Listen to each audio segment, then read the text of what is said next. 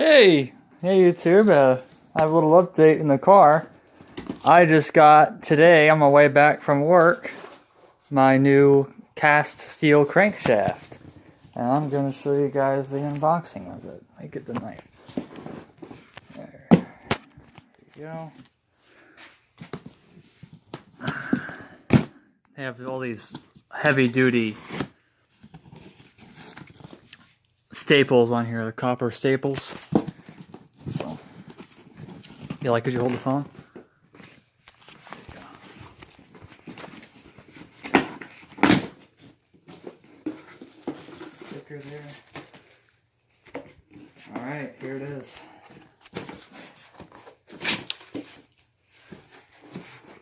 Brand new, rotated and balanced.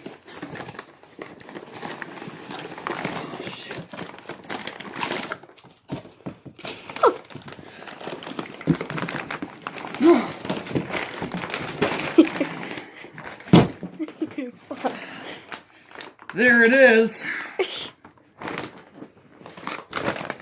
I'm going to keep it in the bag because, you know, cast steel, the oil on your fingers can put rust on, so. Damn. That's nice. It's a lot better than the cast iron one I have in the shop. Fuck. Oh. Yeah.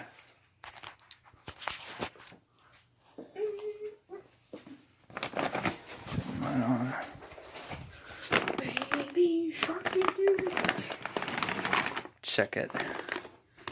Got some nice little oiling holes there. See, they look deburred. I'm actually going to take it out of the bag and inspect it closely. Here, I got to get some rags. Get me a couple rags out of the pantry there. Alright. I'm not really good at editing any footage, so apologize for the shitty camera quality and video, but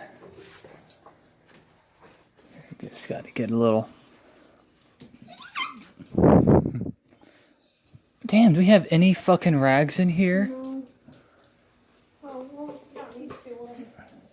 Yeah, that'll work. Yeah. It's clean, isn't it? Yeah. I just don't want the oils in my hand. Yeah, I'm going to shut the door all the way. Kind of like your cylinder heads. Uh-huh. But they do the same thing. Well, the cylinder heads, they're cast iron. They're not a sensitive rotating piece, so you're fine if you touch those a little bit. Damn, look at that. Look at that! Yeah, pull that.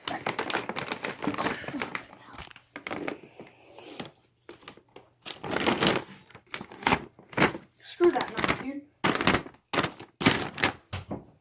Oh.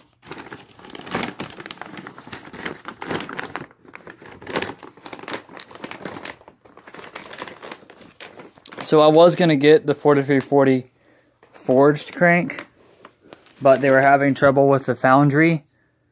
They weren't making them in time. So, what was it? Yeah, Eagle told me they're having some issues with it and decided they're going to try to find another supplier. So I asked the guy over the phone, do you guys have anything else? Because, you know, if not, I'm just going to be forced to refurbish the cast iron one I have. Yeah, go ahead and cut it there. I told you, screw that knife. Hey, don't lick it. Don't lick it. No. Get out of here. Get out of here. No, no.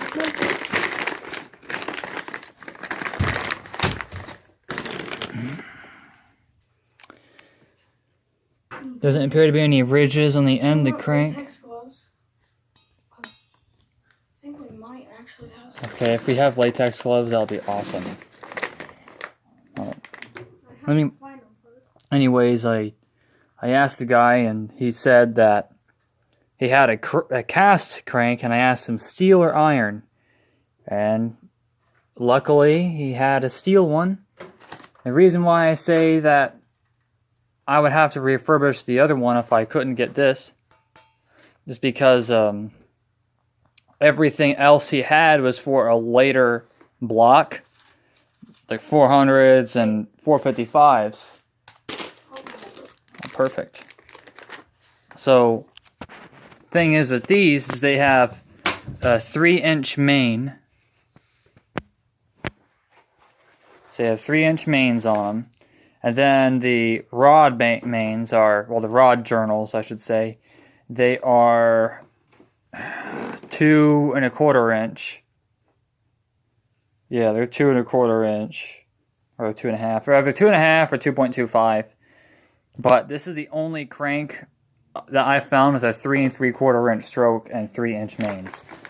Because I have a late 389. I had a bastard child between the 389s and the 400s.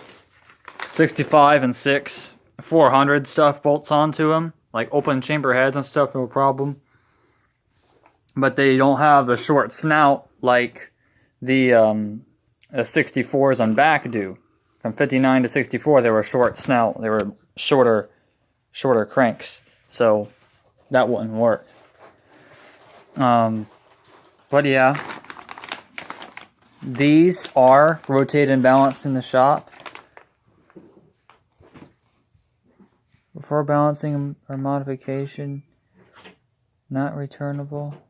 Wash thoroughly before final assembly. Okay.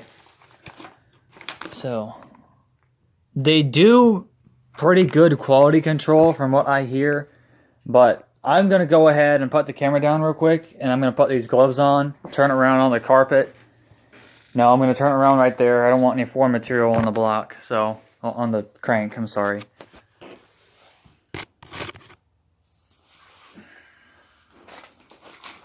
Oh shit. Luke, he got banned. Or suspended. Really? Yeah. What the fuck for? Communication. So you can't talk to anyone for about a day, depending on how many times that's happened. Which is, I know it's once, because you just got your Xbox. So whichever little kid reported you. Heck, it was probably Vase, dude. It was fucking him. Yeah, so I'm calling fucking Microsoft about that shit. yeah, I'm gonna fucking call them. Yeah, so I think just today, every time you sign in, here, I'll sign you up. Oh, I saw it. Yeah, I was just getting on here to install it for day for you. Social justice bullshit. I'm the one who fucking reported him. And I figured out why these were so loose. It was because I didn't know they snapped off. This part fits me the best, the top one. Yeah. It's still a little loose. These are perfect gloves. Where'd you find these? In the cupboard. Mom's had them.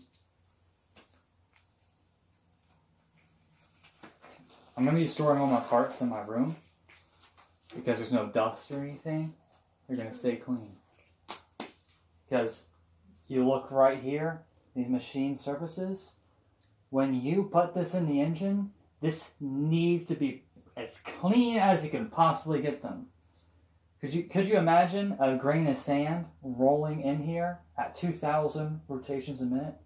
No. Fuck that. Yeah, fuck I that. don't want to imagine that. What do you mean?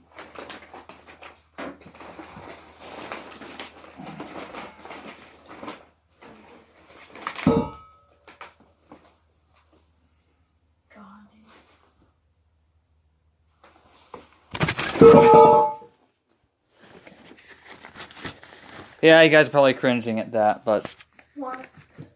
talking to the camera. I'm gonna have to make another video.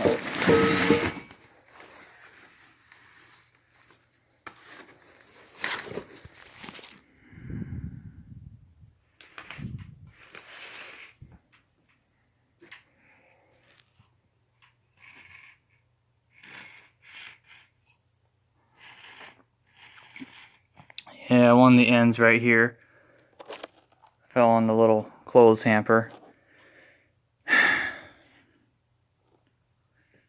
Just waiting for comments to come in like, oh, you fucking dumbass. Well, my shop is fucking disgusting. I'd rather have the crank in here in my room where there's no dust floating around than in there. Why you take it out of the bag? Well, I want to check the journals and everything and make sure there's no slag on it. You know, I just want to look at it myself and see how it is.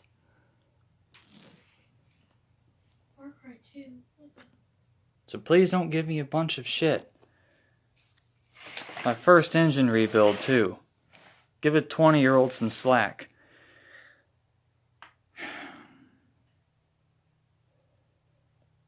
Yeah. Switch hands. Yeah. Generally, it's pretty good. So I got the crank now. And then I'm going to order all my bearings. Oh, yeah. Oh, yeah. And they told me this crank is good for about 500 horsepower. 550, maybe 600 with some slight machining work done to it. This is balanced. They did balance it. But I'm going to take it down to Stradley's machine shop down in Titusville where I live at, sorry. And I'm going to get it tested anyways, just in case if there's a little offset somewhere here and there. Yeah, you can actually see they trimmed some slag off right there. Let me wipe this camera lens.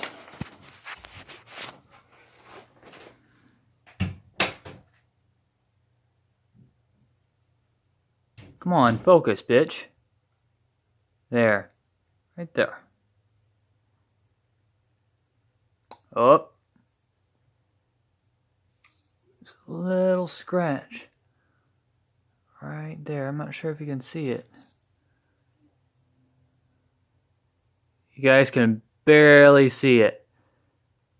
It's right here. Yeah. Right in the center of my screen, there's a little reflection of it.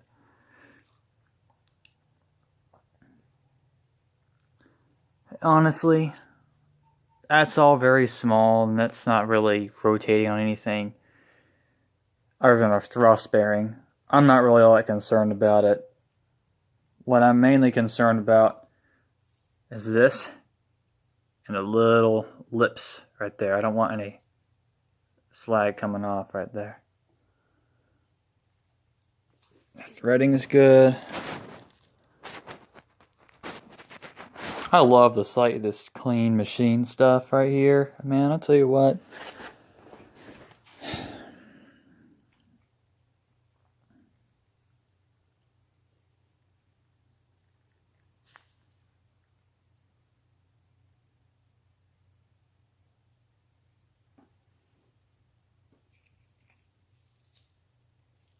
Check the oiling holes.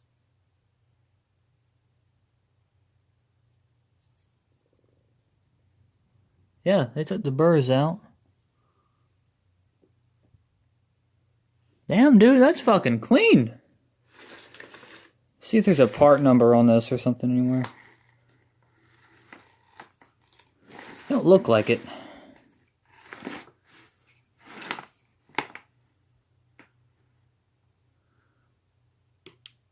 That is...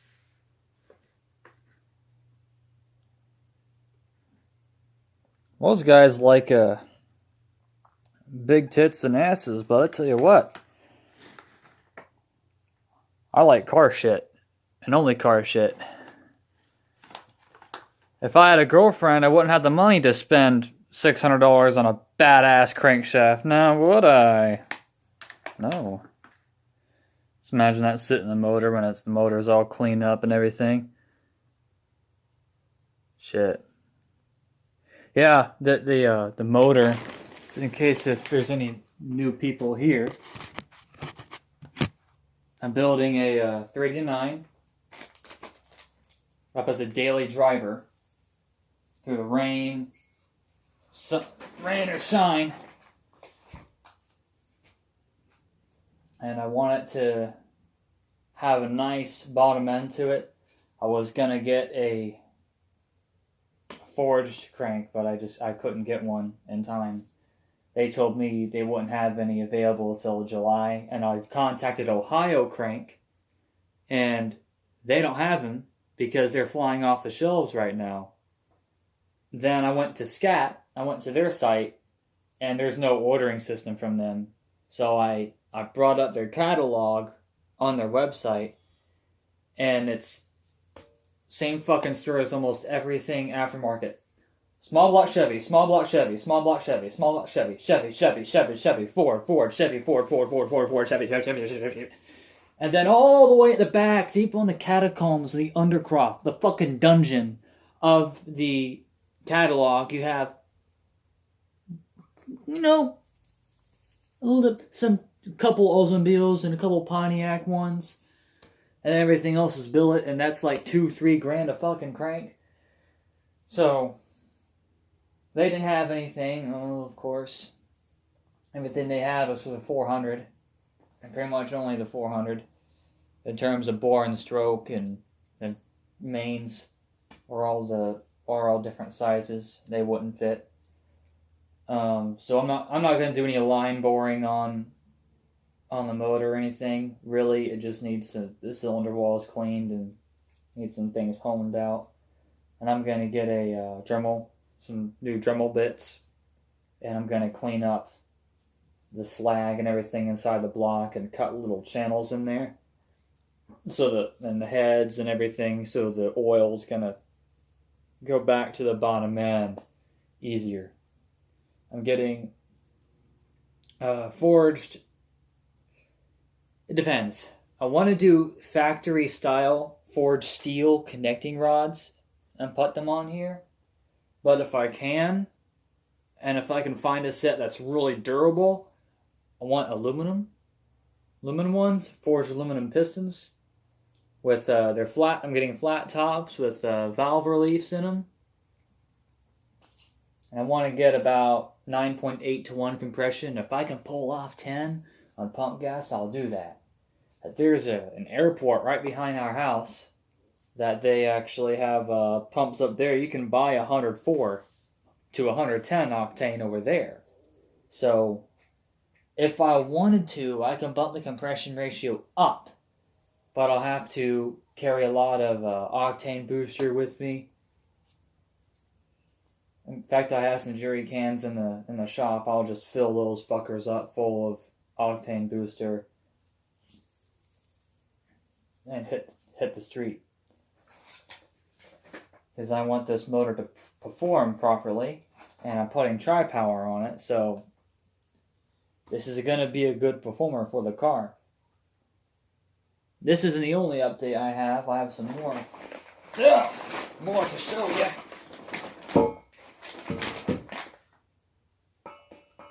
Damn, nice. That is nice.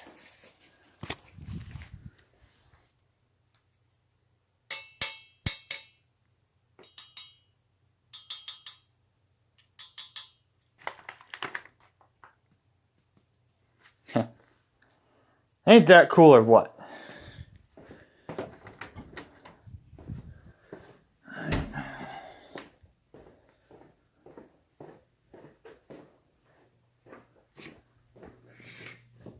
I go out here.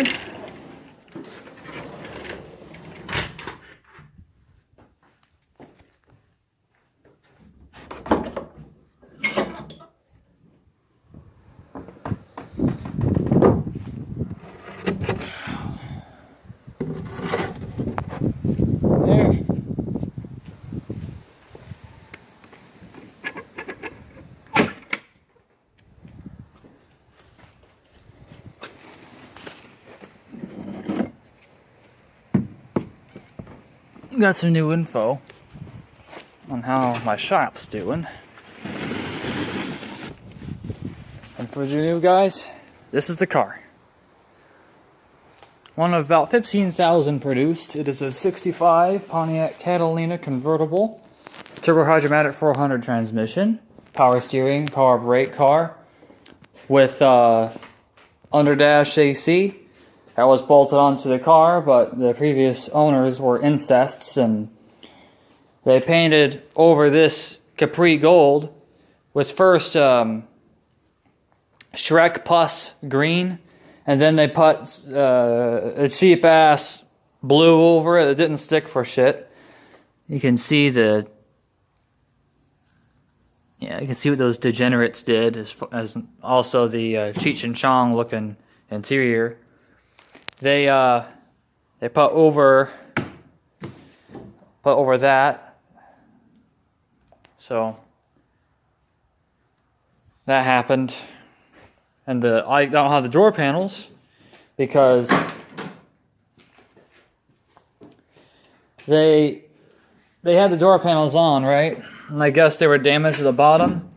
Instead of trying to fix it, they took a box cutter knife and down here and ripped it off. Yeah. So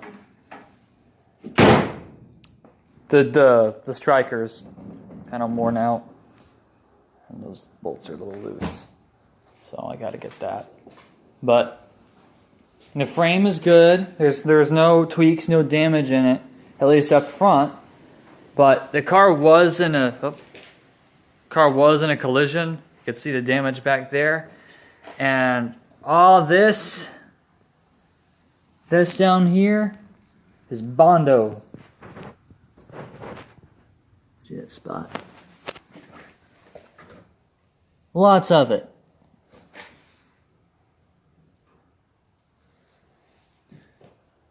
God damn it. So, a little tip if anyone is watching this video and getting their first classic car. Expect the worst, hope for the best. This is the motor. I got to take it to a machine shop to get the old cam bearings out. This is the front of the motor. And most of these, the timing cover is all corroded, but this one is really, really good. There's still a sharp ridge here. And that's the original gasket, and that was holding up. Could you believe that? There's a block number firmly stamped in. It's a YA code, just an entry level 389, but it'll do. It'll do. There's this one here. It ain't bad. It ain't bad. It's missing one of these tabs. I think it fell out of the timing cover and rolled off somewhere. You can tell a 389 from a 400, or any of the earlier blocks of 467, the old ones had 2 freeze plugs on the side. The 300s, the 400s and later had one down here. It had 3 on each side. And here's a block code right here in case the other one wasn't convincing.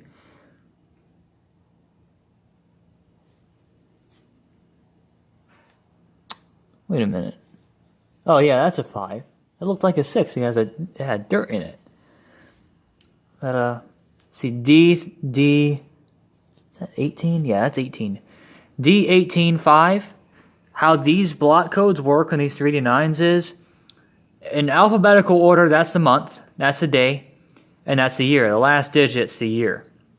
Up until I think 1970 or 71, they actually stamped the year of the block on the sides or somewhere. That they stamped the last 2 digits of the year onto the block, and then they also stamped on what the cubic inch displacement was. So that would be January, February, March, April. This is April 18th to 65 on the night shift. So yeah, it is the numbers matching motor, to this car. And so is the transmission. I thought that was a 6 for a second. I was like, what the hell? Here's the timing cover. Man, I gotta take a piss. Shit. Here's a timing cover. I'll pick it up. These are aluminum, so they're pretty light.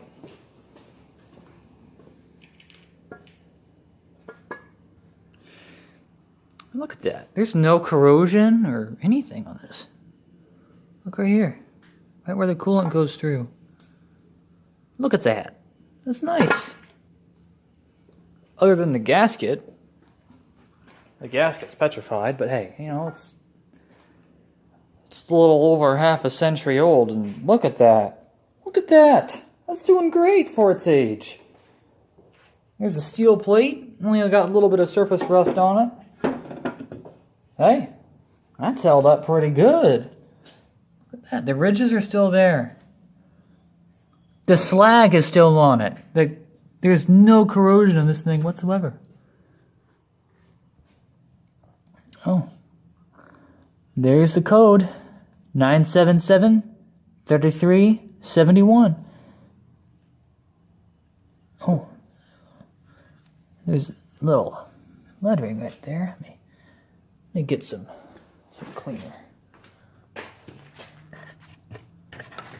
Put a little bit of cleaner on here to be clean. Good stuff. All of Ardex's products are very, very good. I highly recommend them. Car Candy makes some decent products too, as far as auto detailing. Just get a rag. Just figured I'd show you this. Look at that. Wipes the dirt right off. See, there's another number I didn't even see. It's just 1. It just says 3, but...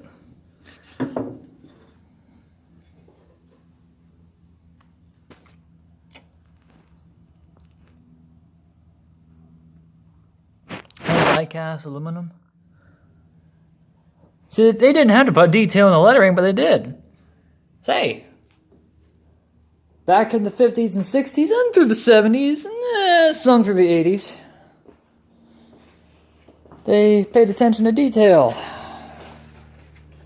They gave a shit about you, the buyer.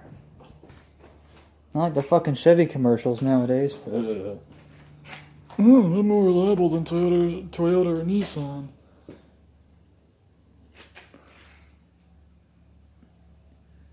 I have a picture on my phone. I don't know how. I don't have a camera. I don't have a good camera to use. Oh, there's one of the door panels. I thought I threw that out. But here's the top of it. This would have been a imitation chrome right here. It was kind of laminated on. And it had a matching color from the outside. And you can actually see. And right there. It's like a fucking box cutter. Went all the way down the whole thing. Now oh my god. I didn't know they were that bad. Yeah, these are trash. Yeah. Just very mild, very cheap steel, and there was a lot of moisture caught up down there, so they tended to rot out. Yeah. I might save those, and I'll run them through a polisher and clean them like crazy. But yeah, all that. Look at that. All this could have been avoided if the owners just took care of the car. Park it indoors. Keep it out of the rain. But you know, then again, these convertibles didn't last long because all the rain builds up here. And it goes down here, trickles down the fender well, it rots this out. This side doesn't have any Bondo in it, and it's actually pretty decent. Up until about here. Focus, focus, focus. There. Yeah. It's good here, you can see bare steel. That's not bad, just up here, it's pretty, yeah. Still, yeah, it's decently firm, but nah. do some... Oh.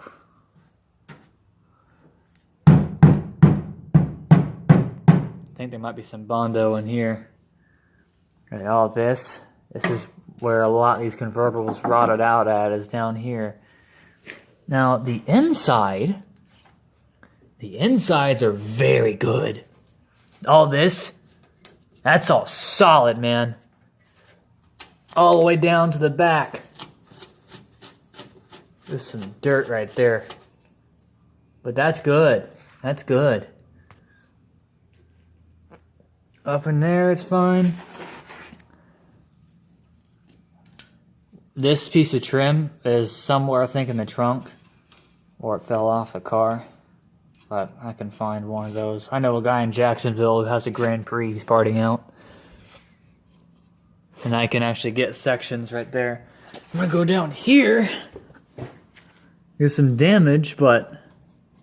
And of course the motherfuckers put Bondo on it, but... Look at that. Yeah, there. It's all steel. All steel. No Bondo. Just add-on. No... Yeah, there's one. Yeah. What I like is that all of this is stainless, not chrome plated, so it just needs cleaned and then polished up. And it'll shine bright after that. Now the doors. The driver's side door is the exact same condition as this.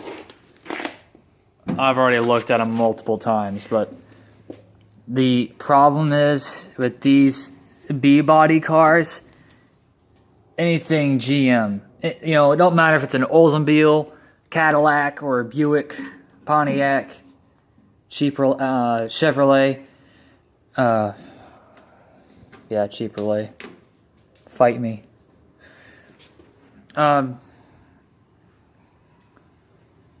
The door skins tend to separate. That's how it should. That's what it should look there. Yeah, it's starting to pull out a little bit.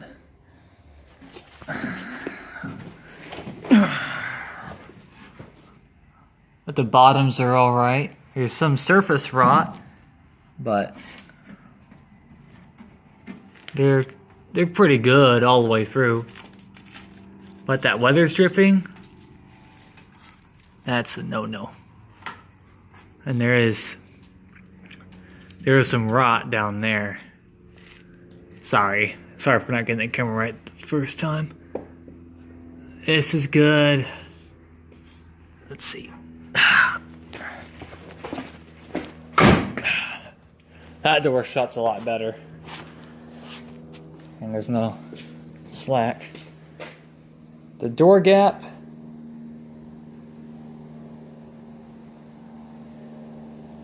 It's pretty consistent.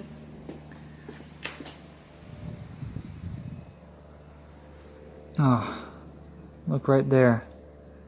See some of the original paint.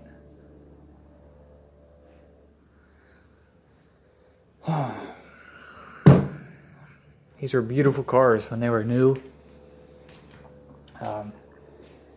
Again, Capri Gold paint. Had a straw brown top. Parchment, same color, was Capri Gold, but the interior, they called it parchment. I got a cracked dash. Yeah. But all this was parchment. I have the ashtray. It's just in the back seat.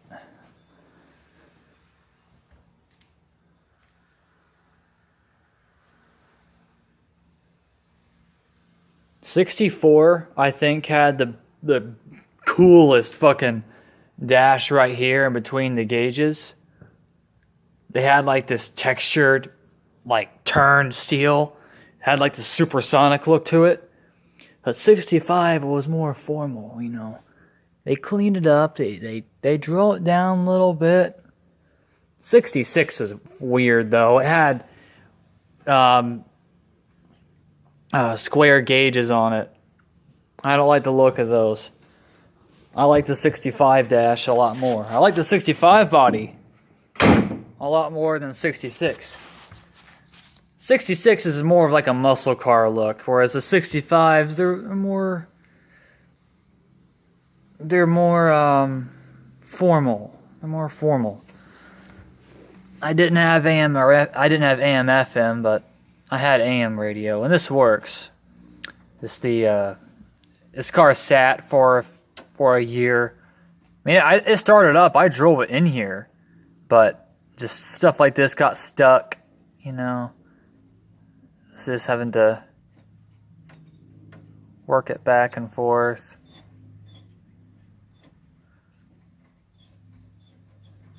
Yeah, I could pop that out and clean it. I'm gonna keep that in there, but I'm gonna get bucket seats put in this thing, center console, floor shift, get a Grand Prix floor shifter in this, and tilt column. And then I'm gonna use the pieces, the open ends. I'm gonna have the original radio up here.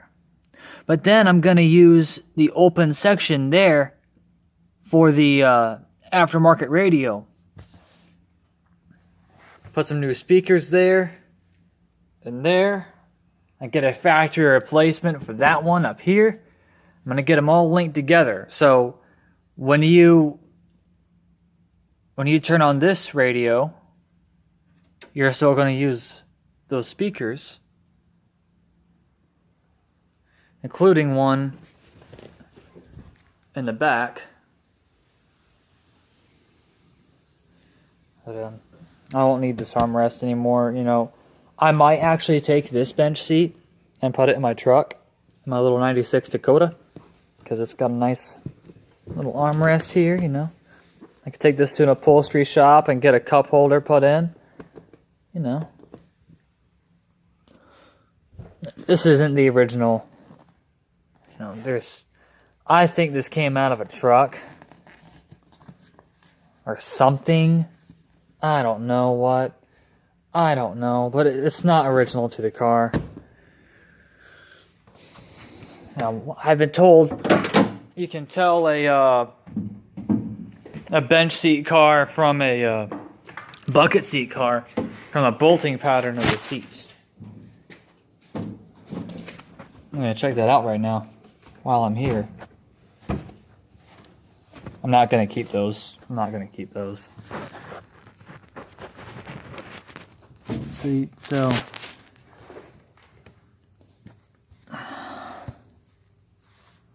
let's see here.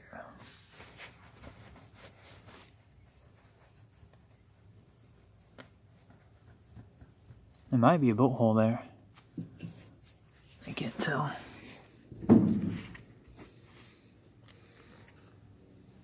What I want to know is... Oh, nope. That's the original seat. It's got the original paint on there.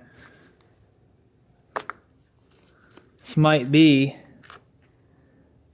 Well, that's strange, man. That's just strange.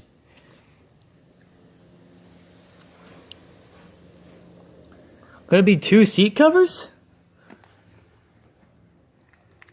I don't know what the hell's going on there. You know what? What's under the red stuff then? What's under that? This video took a plot twist here.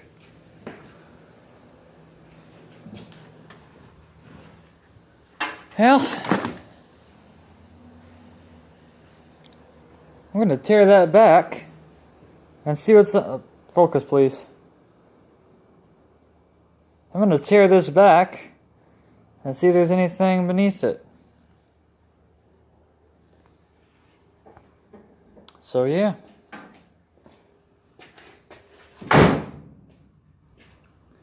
Ends that video. See you guys.